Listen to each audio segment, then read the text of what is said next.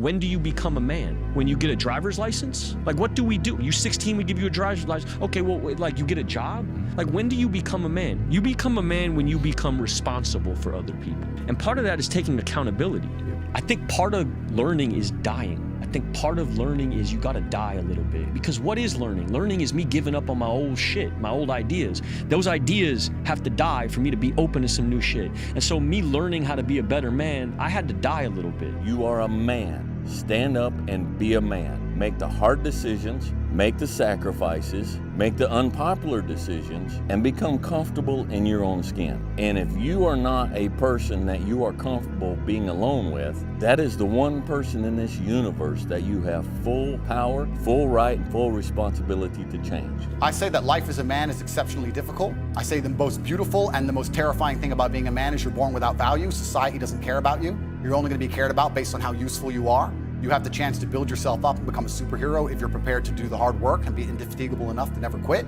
But if you're going to stand around and wait for a handout, nobody's going to ever respect you. And I think that a lot of people have forgotten about how difficult and how competitive it is as a man. We're always in constant competition with each other. And it's your duty as a man to stand up and say, I want to be as important and strong and good-hearted and God-fearing as possible, and I need to work hard to achieve those things.